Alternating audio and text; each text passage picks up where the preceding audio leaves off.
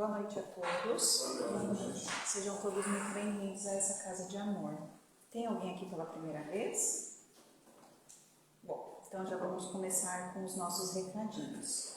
Todos eles são passados aqui na nossa TV, então a gente só vai frisar alguns dos mais importantes, tá bom? A gente inicia então pela cesta básica, onde são 40 famílias que a gente assiste todo o último domingo do mês. E a gente pede a colaboração de quem puder para ajudar a gente com os alimentos que compõem a cesta. Todos esses alimentos ficam ali, postos para que vocês possam ver e trazer conforme toque no coração de vocês. Temos também o nosso bazar. Nós aceitamos doação de roupas, calçados, utensílios domésticos, todos que estiverem em bom estado. A gente faz a venda desses utensílios e a gente pega esse valor para o custeio da nossa casa. E também tem alguns que a gente doa para as famílias que a gente assiste na cesta básica. Nós pedimos também a todos que assim puderem doar as notas fiscais paulistas, que vocês não colocam o CPF. Essas notas fiscais a gente doa para a Casa de Repouso Nosso Lar, que fica em Santo André. E esse valor que eles conseguem com as notas fiscais, eles conseguem também ajudar na manutenção da Casa de Repouso. Nós vamos ter também a Noite do Caldo, a gente já está vendendo os ingressos, R$20 caso vocês queiram levar para a viagem e R$30 o rodízio. Vai acontecer no dia 19, às 19 horas. Convido a todos então agora a fecharem os olhos, se assim desejarem, para a gente dar início à nossa prece. Vamos já então acalmando nossos corações, levando o nosso pensamento até Jesus, subindo até Deus. Agradecemos, Senhor, por essa oportunidade de estarmos aqui reunidos em Seu nome. Ilumine o nosso amigo Ângelo na palestra de hoje e abra nossos corações para as palavras que vamos ouvir e que possamos ter o entendimento necessário para seguir sempre no caminho do bem. Que assim seja. Ângelo, seja muito bem-vindo.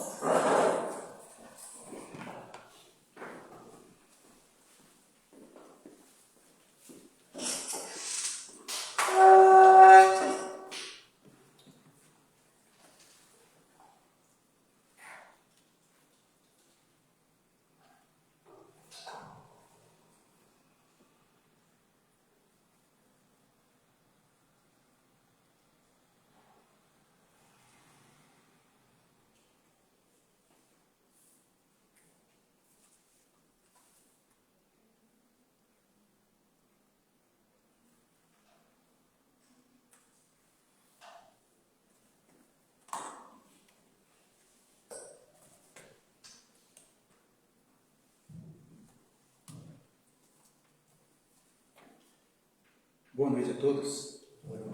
Que Jesus nos envolva em mais este momento de nossas vidas. Vamos então à fala, vamos pegar um pouco no nosso pé, vamos nos elogiar um pouco também. O nosso tema de hoje proposto, o que caracteriza o espírita? E aí nós vamos refletir bastante sobre essas características, porque geralmente nós não paramos para pensar nisso. Frequentamos a casa espírita só como simpatizantes, como trabalhadores, colaboradores de qualquer forma, e não pensamos no que é ser espírita. Geralmente nós pensamos, e inclusive, às vezes é até necessário quando o censo passa fazendo aqueles levantamentos, e lá está escrito qual a sua religião, e lá está escrito espírita. E nós vamos entender se nós respondemos certo ou não. Primeiro, eu busquei uma casa espírita. Comecei a frequentar. O que me motiva? O que motivou eu querer ser um espírita? Salvação? Isso muitos outros segmentos religiosos oferecem. Por que eu quero ser espírita? Título? Agora nem tanto, mas até algum tempo atrás, ser espírita era praticamente um status. É histórico, tá? Porque não tem como desde quando veio da França, o espiritismo começou nas altas classes, na população mais estudada, naquela população com a cultura lá em cima. Muitos cientistas, muitos pesquisadores. E quando veio para o Brasil, veio da mesma forma. Só as pessoas em maiores condições de abastecimento intelectual, com cursos, com dinheiro, a classe mais alta, é que teve o acesso primeiro. Mas lá atrás Kardec já tinha falado isso. Ia começar pelas classes mais altas, ser implantado, e a sua divulgação faria com que fosse se espalhando, atingindo todas as classes, chegando às classes operárias. Status, mais ou menos igual. Transformação, aí já chega mais ou menos naquilo que nós falamos sempre.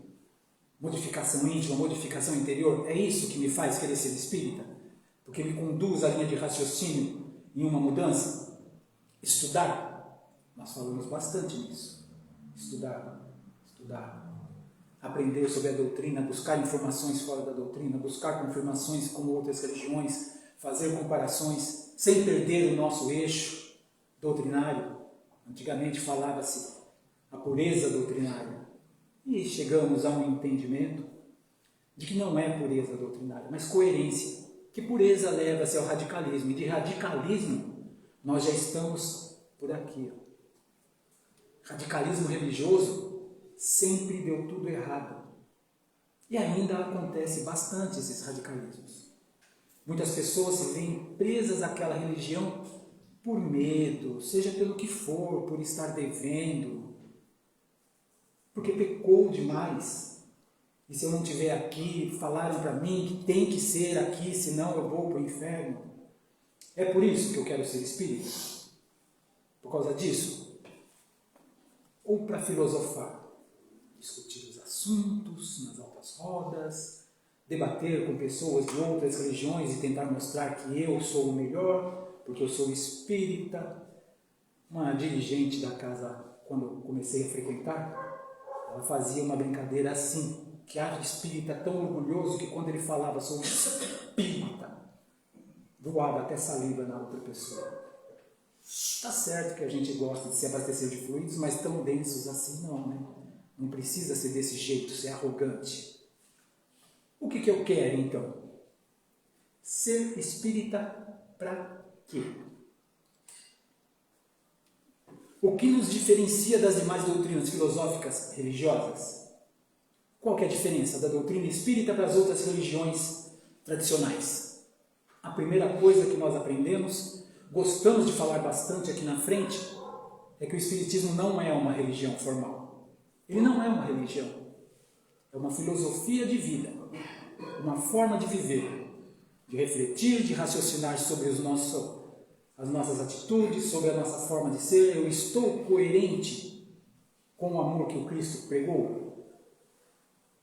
Eu estou buscando aquele caminho dos exemplos que ele deixou, que estão registrados nos evangelhos? Eu estou fazendo isso? Pelo menos tentando fazer isso? Para poder ser chamado de espírita? Ou eu estou deixando passar? Porque ser espírita é uma coisa um pouco mais diferente, é se transformar e modificar a sua vida. O Divaldo publicou o livro, fez muita palestra sobre isso, nós utilizamos muito sobre isso para a transformação do homem de bem. O homem velho ficar para trás e essa transformação em ser o homem de bem, uma pessoa de bem, uma pessoa que compreende a próxima, que no mínimo tenha paciência com a outra pessoa. Então a diferença da doutrina espírita é essa, ela não é uma religião. Como eu disse, se perguntam a nós, se o censo pergunta, nós falamos para simplificar. Mas se quiserem conhecer, daí nós explicamos mesmo. Não é que é bem uma religião. Inclusive todos são convidados a conhecê-la. Não importa se já tem outra religião. Não importa. A doutrina espírita é ampla a ponto disso, de receber a todos. Quer conhecer? Pode conhecer. Quer participar? Pode participar. Retornar ao seu grupo religioso? Tranquilamente. Fique à vontade. Para nós espíritas, o que importa é o ser se modificar. o ser eterno, se trabalhar para ele atingir a perfeição lá na frente. Nós sabemos que não é fácil e não é rápido, mas de encarnação em encarnação nós vamos nos melhorando. Se nós pararmos para pensar agora, no momento em que nós estamos muito melhores do que há 10, 15 encarnações passadas. É só ver, estamos muito melhores do que os homens das cavernas, primitivos, quase animais. Viviam por reflexos, viviam em bando, só se preservando. Passamos desse estágio de autopreservação. Estamos num estágio agora de desenvolver o nosso intelecto e o nosso moral. A parte só de autodefesa já ficou para trás. Já ficou naquele estágio do mundo animal. Somos agora seres pensantes. É o que nos diferencia dos animais. O corpo biológico é praticamente igual. Funcionamento, isso, aquilo, claro, as características deles totalmente diferentes da nossa. Mas a biologia é a mesma. O corpo é praticamente o mesmo. Carne, água, células, sistema nervoso, cérebro, capacidades diferentes, sim. A diferença de nós para eles é que nós temos o pensamento contínuo. O animal, princípio inteligente, sente fome, come, deu sede, bebe, deu medo, foge. Se defender de um ataque, se defende. Defender o bando dele, como alguns animais já têm grupos, e há líderes, e briga, disputas pela liderança? Sim. Mas nós já temos um raciocínio contínuo. Nós temos poder de escolha. Necessidades como todos têm, só que nós podemos escolher como vencer essas necessidades e essas dificuldades. Vamos lá. Estamos falando de espíritas. Somos colocados a refletir. Não há, pode escrever isso, não há dois espíritas iguais. Não há. Não há dois espíritos iguais. Nós somos seres individuais criados por Deus. Cada um no seu grau evolutivo, cada um com a sua característica desenvolvida após as suas experienciações. Nós não pensamos igual nem na doutrina. Nem na doutrina. Porque nós estamos num ponto, apesar de estarmos praticamente no mesmo nível evolutivo, mas com pequenas nuances nessa evolução, de facilidades de aprendizado em alguma coisa ou não. Então, o que eu compreendo de um ensinamento, o outro compreende um pouco diferente, ou mais aprofundado, ou menos aprofundado, mais amplo, ou não. E nós estamos para conversar e nos entendermos.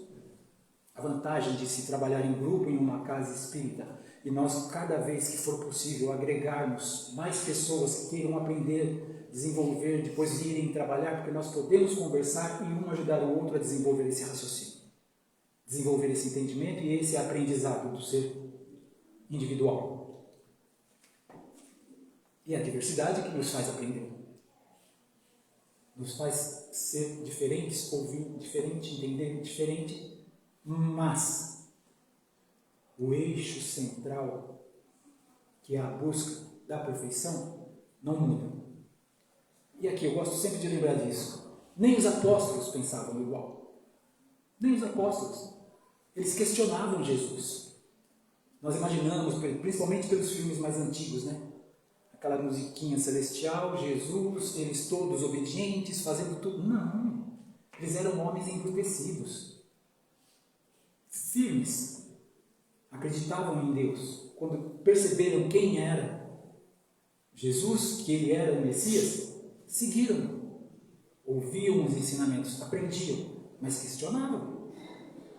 Um dos questionamentos aí, eu vou ao que eu falo, que eu sou de todos eles, tirando depois Paulo de Tarso, que nem o Cristo ele acompanhou, ele conheceu depois só de decapitado, é Pedro. Ele era o mais questionador, mais firme, mais rígido, mais bruto, por assim dizer. Ele questionou não só uma vez Jesus, quanto a Maria Madalena acompanhava. É só uma mulher, como que pode? Porque à época a mulher era à parte. Ela cuidava de tudo, era muito importante. Ela cuidava do lar, da educação, do bem-estar de todos, educava os filhos, ensinava a ler, escrever, ensinava a Torá. Todo o equilíbrio de uma pessoa, de uma criança, de um homem, a mãe que cuidava. O pai cuidava dos proventos, ele era somente o provedor. Mas o que ele era lá na frente era a mãe que construía, a base de tudo. Então, quando é colocado é só uma mulher, é uma forma de falar, mas a importância feminina naquela cultura era muito mais forte, muito mais potente do que nós possamos imaginar. Nos foi passado historicamente de uma forma para que isso continuasse. Só que, de novo, isso está acabando. Nós estamos vendo a igualdade que é.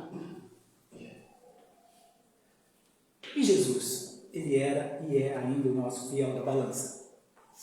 A nossa compreensão do Cristo, através do Espiritismo, não é aquele ser fenomenal. Não fazemos aquela confusão de Cristo com Deus.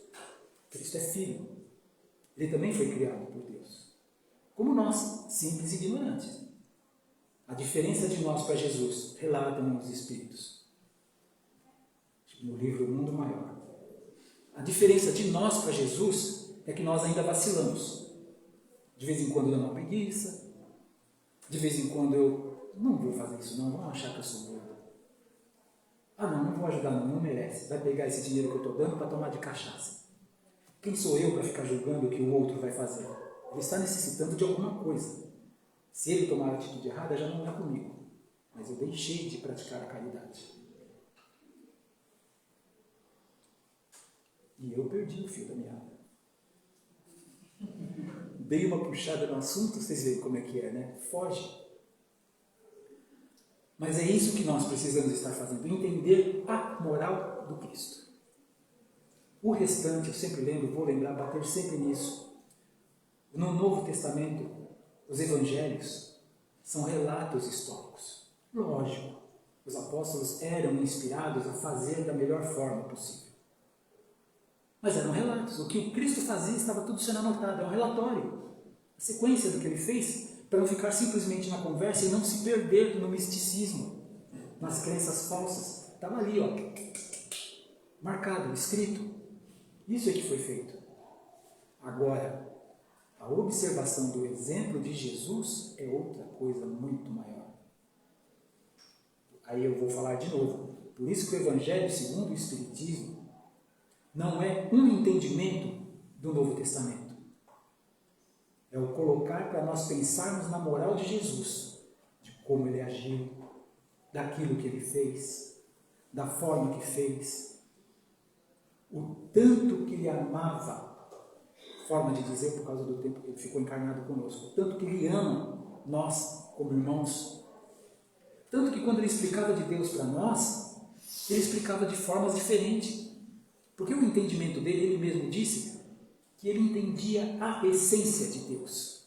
Não é que ele conhecia Deus. Aí nós vamos parar para pensar de novo. Da forma que, ainda pequena, nossa, que nós imaginamos Deus um ser grandioso, que faz tudo para nós, que observa, que vigia, né? Aqui no computador, com várias telas, vendo tudo que acontece, fulano, vem aqui, tem que cuidar desse. Não.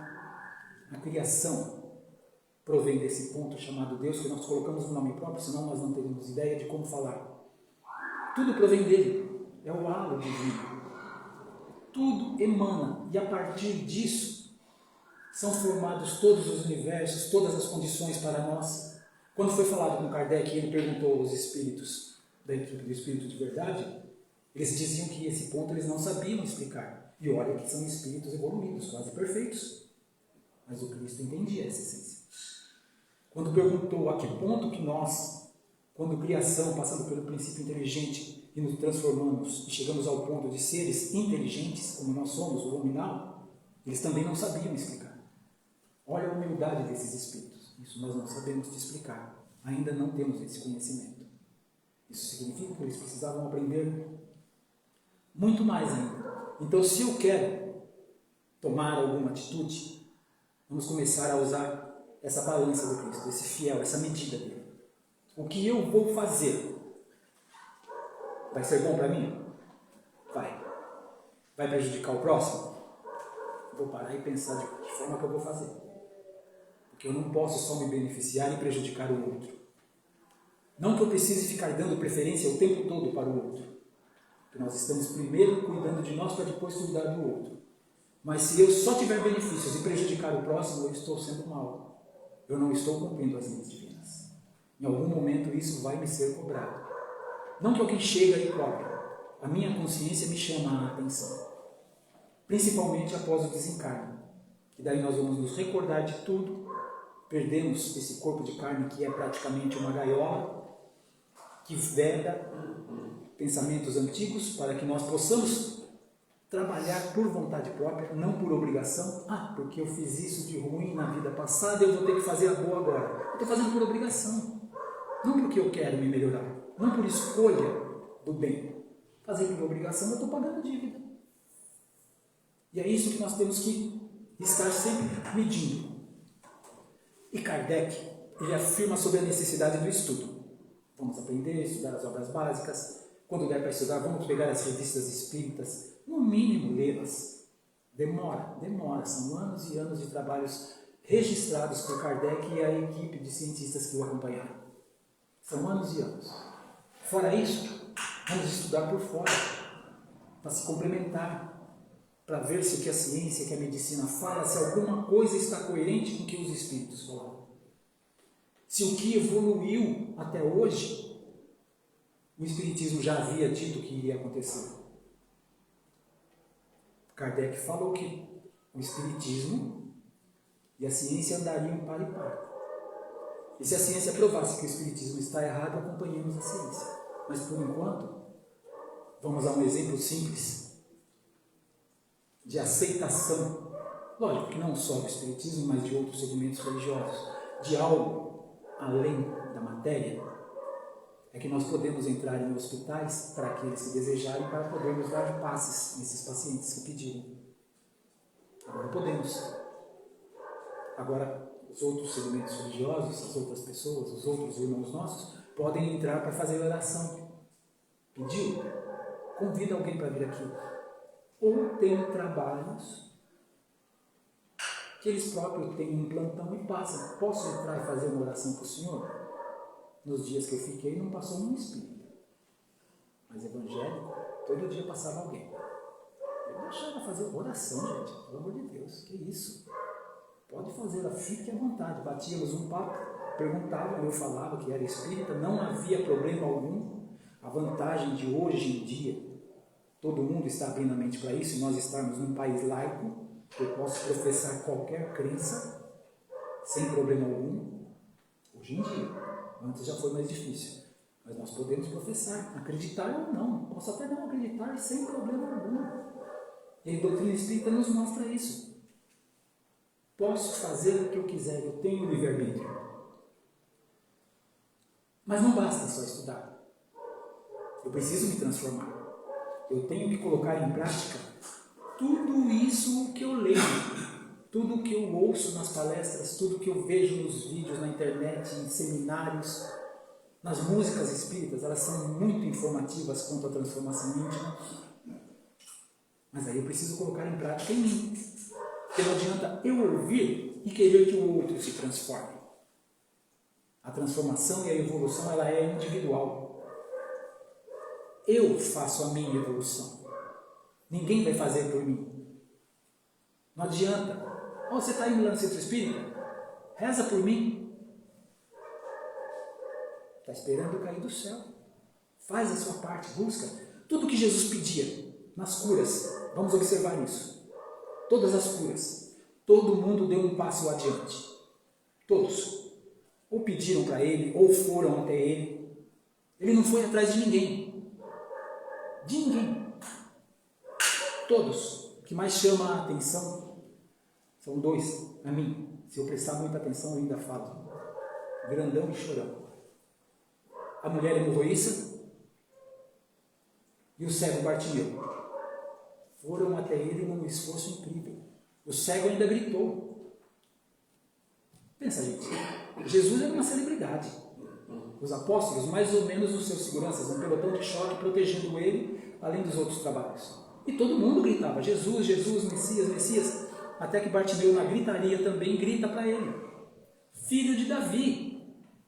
Aí ele parou, para ser diferente. Aí foi que ele retornou e fez a cura. E era muito maior. Bartimeu, só para a gente enfocar nisso. Ele não tinha nome. Bar, filho. De quem? De Timeu. Ele não tinha, como se fosse eu. Banjo, Bar, Adilson. Filho de Adilson. Ele chegou a um ponto de estar tanto tempo largado na rua que ele não tinha mais nome. A família não o acompanhava. Então era Bartimeu. Aí é o filho de Timeu que estava na rua. Era isso. Vejam a força que esse ser teve para buscar Jesus. A fé, a confiança de ir e acreditar que ia ser curado da cegueira. Jesus ainda perguntou para ele: o que você quer? Eu quero ver. Ele falou: eu quero enxergar. Para enxergar qualquer coisa. Eu quero ver a verdade, ver a vida, ver como que eu vou me transformar daqui para frente. Tanto que ele saiu, largou a túnica dele de mendigo e foi embora, porque a túnica era uma túnica marrom.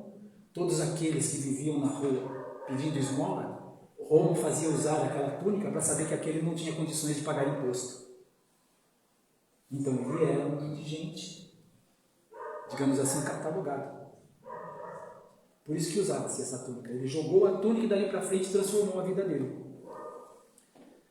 E nós não somos Bartimeu, mas necessitamos muito. E Kardec coloca desse jeito: reconhece-se o verdadeiro espírita pela sua transformação moral e pelos esforços que emprega para domar suas más inclinações. Domar não é retirar, expurgar de uma vez, porque não dá, são hábitos antigos. Nós temos que domar essas más tendências. Aqueles arroubos de dar vontade de querer xingar, de querer bater, de querer brigar. Controla. Conta até 10. Mas não vale contar só os números pares. Vamos contar 1, 2. Se possível, vamos até intercalar com a água da paz que o Chico contou. E se nós lembrarmos no filme, o André Luiz, que ele dá um copo d'água para aquele doente lá, que ele ficou segurado na boca. Não fala, segura, espera, para diminuir o ritmo. Se nós pudermos fazer isso, a água da paz, coloca na boca na hora do impulso do nervoso. Segura, conta. Aí outro golinho, segura, conta. Para termos tempo de refletir sobre o que fazer. Que atitude tomar. Porque se fizermos num impulso nosso, como nós fazemos besteira? Para quebrar o galho, nós ofendemos uma pessoa. Para quebrar o galho, isso se não ultrapassar algumas coisas. Então, transformação é mudança. Mexe com os velhos hábitos, conceitos, posturas, atitudes. Mudar dói. Aqui até usei um trecho da música do Zaqueu. Mexe com as minhas estruturas. Mexe. Se nós pensarmos bem, vamos pensar assim: a partir de agora nós já estamos no centro espírita, acompanhando de um certo tempo os ensinamentos, e nós conhecemos o Cristo. E depois disso, tudo mudou. Quando nós buscamos conhecer de verdade, tudo mudou, gente. Observemos, tudo muda. Apesar das dificuldades, porque a transformação ela dói. Eu tenho que atirar de mim algumas coisas que me são até confortáveis, algumas facilidades. E eu vou precisar de um pouco mais de esforço. Digamos assim, vou até colocar, não vou falar de bens materiais, mas eu venho de uma religião, exemplo, tá? Vamos fazer de conta que eu venho de uma religião que tudo, seja lá padre, pastor, seja quem for, ele é o meu foco e ele faz tudo por mim. Se não for através dele, por ele, Deus é que resolve. Se eu errar, eu vou ser punido. Então eu tenho que seguir a regra desse jeito. É confortável, eu não tenho responsabilidade. Eu errei? Não foi culpa minha. Foi o demônio.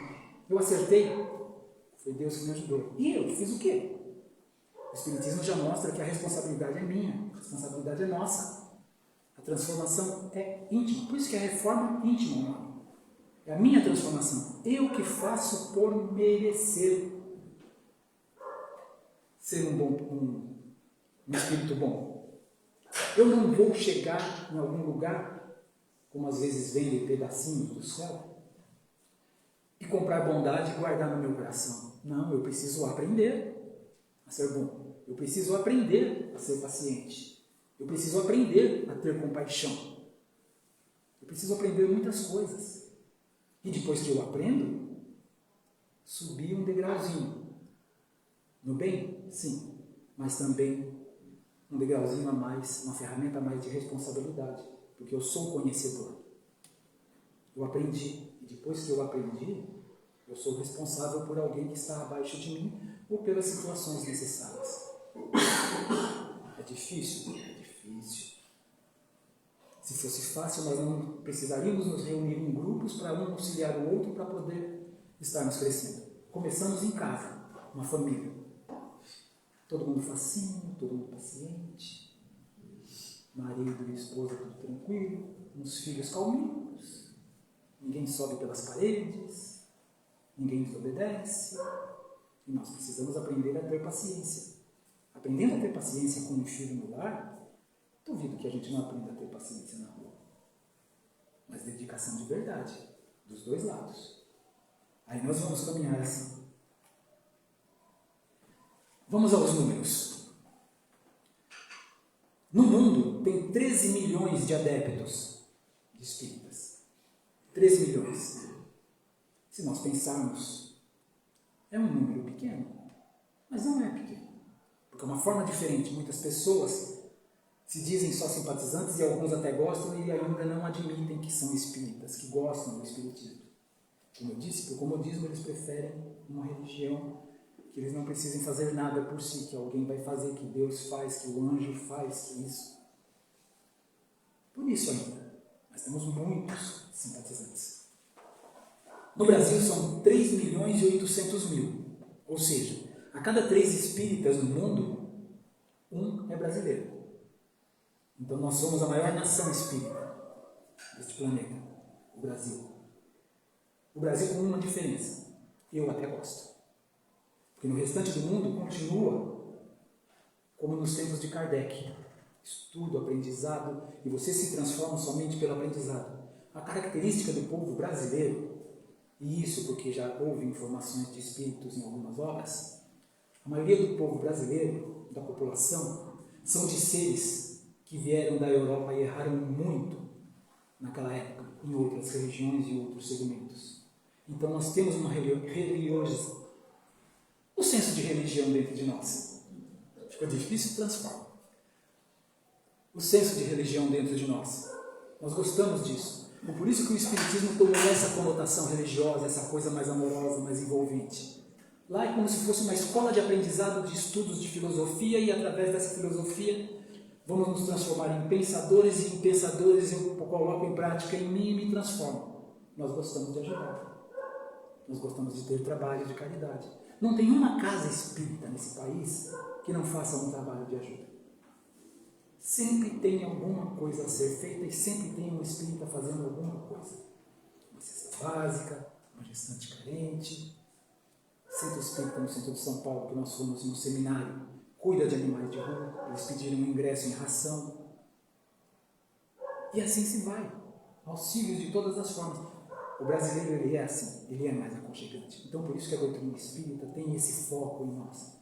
E nós tentamos sempre estar lembrando que, além disso, nós precisamos aprender. Aí eu vou fazer com mais certeza, porque a fé que eu aprendi, que eu estou acreditando, porque ela é raciocinada, e eu sei o porquê que ela funciona, o porquê que as leis naturais são necessárias para nós, eu vou conseguir fazer esse trabalho adiante de auxílio, de caridade, como Cristo nos disse, de uma forma mais tranquila, porque eu sei que é. Não importa se o outro vai agradecer. Quantos e quantos nós auxiliamos, ajudamos e não retorna como um obrigado. E nem devemos esperar esse obrigado. Porque se eu estiver esperando agradecimentos, aplausos, reconhecimento, e se eu recebo, está pago o meu trabalho. Eu trabalhei, fiz, recebi, está pago, fica aqui. Agora, se isso transcende o meu ser, simplesmente por ser bom, por querer ser caridoso, como Cristo nos ensinou, aí sim eu vou carregar para a eternidade essa sensação, esse aprendizado. Eu vou sutilizando lentamente o meu perispírito, fazendo ele ficar mais etéreo, porque eu vou estar vibrando em um grau maior.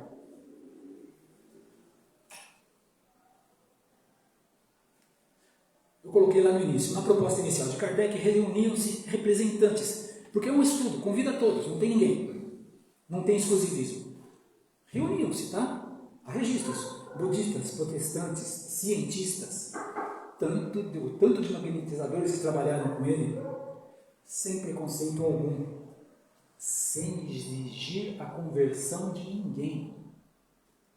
Não se exige conversão. Gostou? Quer voltar? Volta. Ouviu falar do Cristo? Volta. Refletir sobre os ensinamentos e aprendizado? Volta. Não quer ser um frequentador assíduo, quer retornar ao seu templo religioso, participar da forma que for, ajudar a ser um obreiro, seja lá o que for. Volta. Não tem problema. No Espiritismo não há conversão, não há rituais, mas um esclarecimento para a transformação do ser, sim. Isso nós sempre vamos ouvir aqui. A sua modificação íntima é que vai te melhorar, a sua transformação é que vai te ajudar, vai fazer chegar à felicidade lá na frente. E na verdade essa é a única coisa fatal na nossa vida. A única fatalidade, nem a morte é fatalidade. A morte é um processo.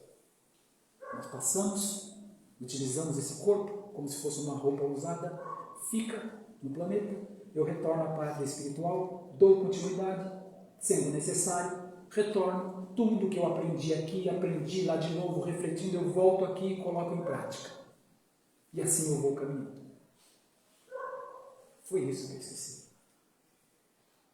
E às vezes nós erramos e demoramos um pouco mais nessa evolução. O Cristo, ele fez linha reta, ele compreendeu desde o início essa essência. Desde o momento que se tornou um ser inteligente, ele caminhou em linha reta para chegar à perfeição. Sem descansar na beira do caminho, sem parar para tomar um sol. Eu estou cansado, hoje eu não vou na cesta básica, pelo amor de Deus, eu não aguento aquela movimentação. Hoje eu não vou no centro espírita porque está meio frio.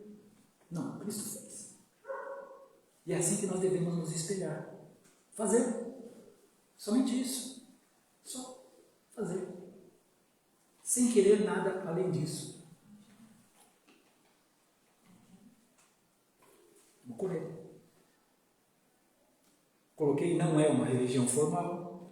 O que nos baseia é esse tríplice aspecto, ciência, filosofia e a religião no topo. Não como uma religião formalista, mas a religação com o plano maior, a religação com o Criador.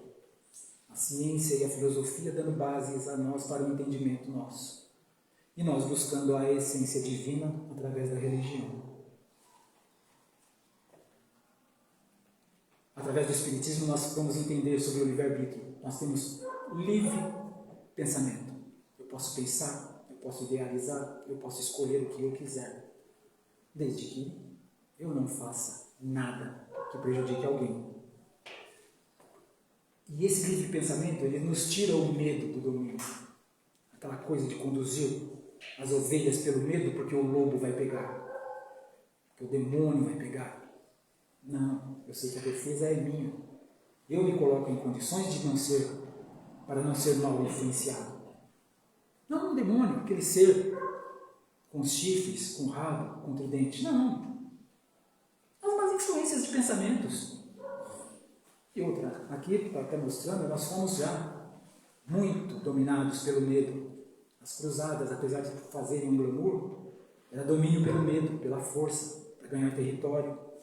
As fogueiras santas, os emparedamentos.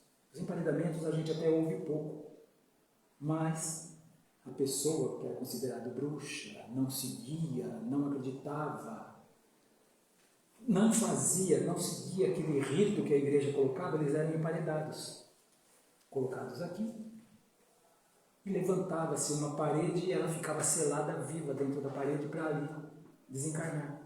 Era uma punição. Além das fogueiras. Os diferentes eles eram eliminados, porque eles iam atrapalhar o domínio. A religião era muito envolvida com a política nessa época.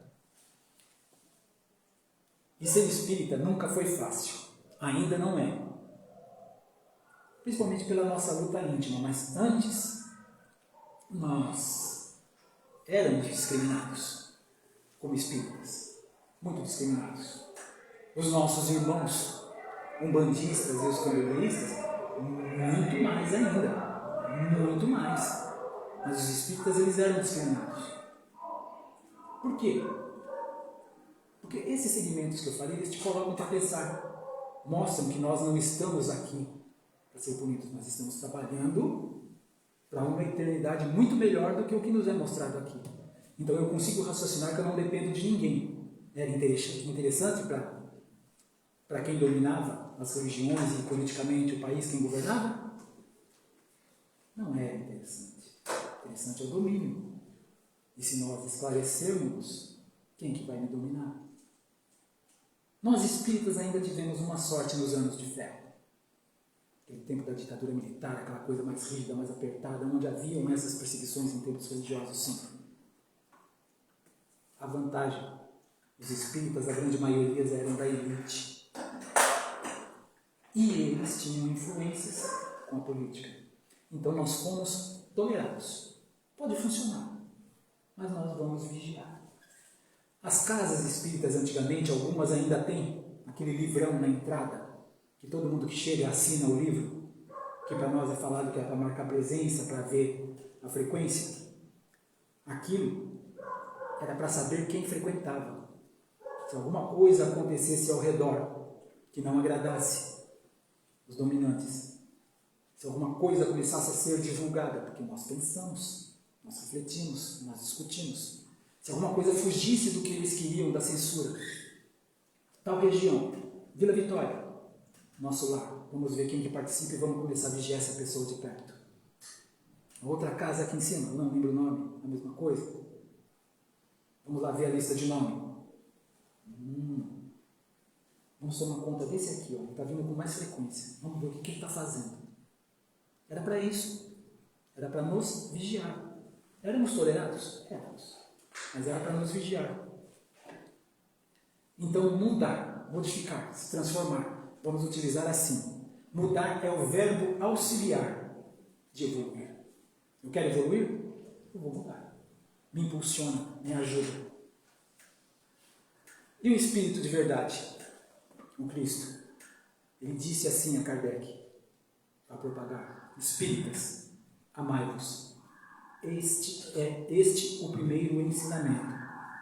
Instruí-vos, este o segundo. Vejam uma diferença. Até nós, alguns palestrantes, alguns oradores, alguns escritores, falam errado. Eles dizem: eis o primeiro mandamento. É ensinamento. Não é determinação, não é rigor. Ensinamento nós queremos ou não assimilar. Mandamento nós somos obrigados. No tempo de Moisés não eram os mandamentos? Porque precisava obrigar aquele povo a ter regras. Eles eram muito afoitos. Muitos entendimentos diferentes, muito rebeldes, muito brutos. Então precisava a lei de Deus fosse um mandato. Obrigação, você tem que fazer desse jeito. E é ensinamento. Amai-vos e instruí-vos. Entre nós, espíritas, amai-vos e instruí-vos.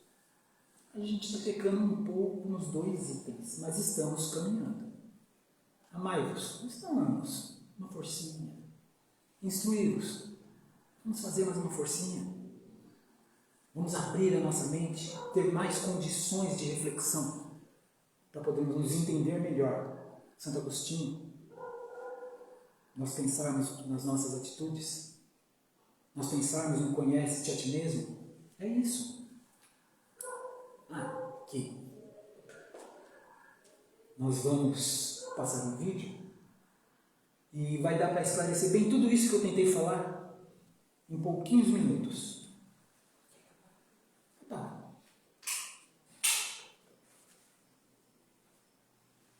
Os espíritas dizem que a doutrina espírita é a terceira revelação depois de Moisés e Jesus, é o Consolador prometido pelo Cristo, é o cristianismo redivivo. A mim me parece que o espiritismo é um meio para se alcançar um objetivo comum a todas as filosofias e religiões que entendem a vida como algo sagrado, distinto e importante.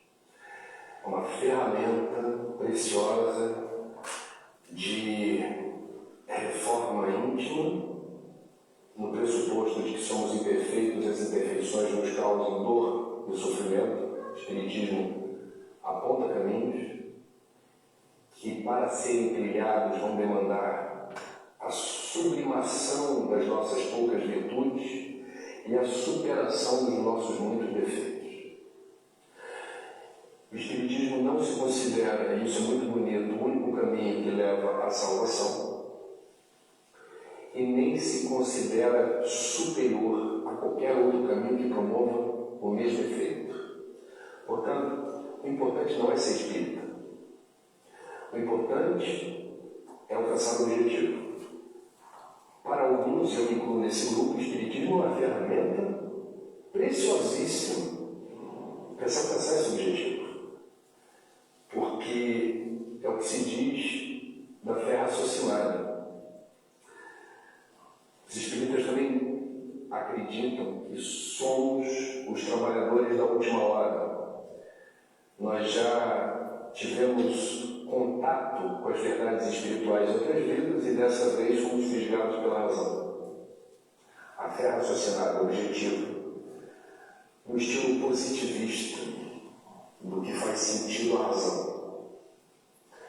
Então, somos os trabalhadores da última hora porque é o último vagão do trem.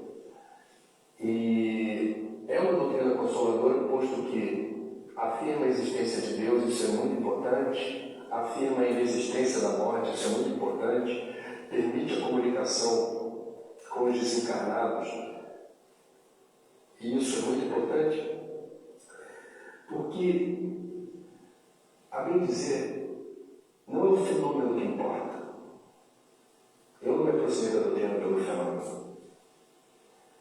Eu, com quase 30 anos de doutrina, apenas há 2 anos atrás, vi uma sessão de materialização. E porque fui convidado.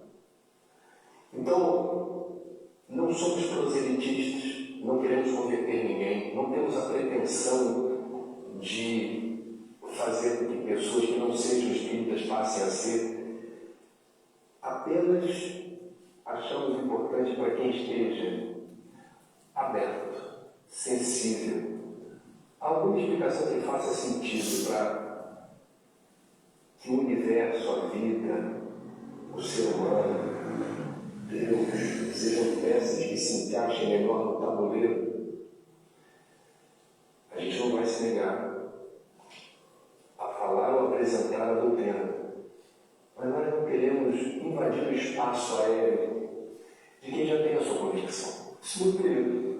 Em resumo, o Espiritismo para mim é uma ferramenta fantástica de mudança para melhor. E se eu não melhoro, a culpa não é da doutrina, a culpa é minha.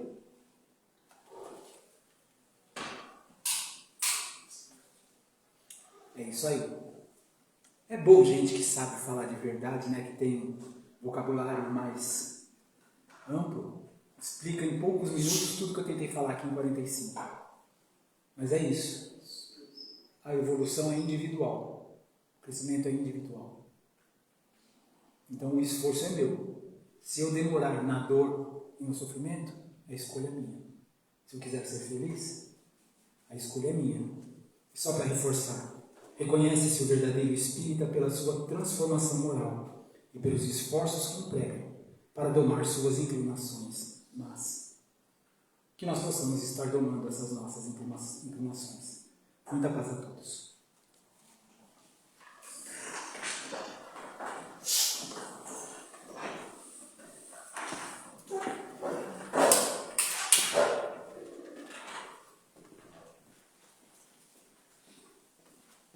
Agradecemos ao nosso amigo Ângelo pelas palavras e, aproveitando esse momento, convido a todos novamente que quiserem a fecharem os olhos e juntos vamos vibrar com Jesus e todo o seu amor. Vibremos. Vibremos pelo nosso planeta Terra, por todos os países, principalmente aqueles que se encontram em conflitos. Vibremos pelo nosso Brasil, pelo nosso estado de São Paulo e pela nossa cidade de Mauá. E principalmente, vibremos pelo nosso bairro, Vila Vitória, e por toda essa casa que nos acolhe sempre com muito amor. Vibremos também pela nossa casa, pelos nossos familiares e por todos nós. Agradecidos estamos, Senhor Jesus, por mais essa noite que possamos voltar para nossos lares na paz do Senhor Jesus Cristo. Que assim seja. Peço a todos agora para guardar a paz.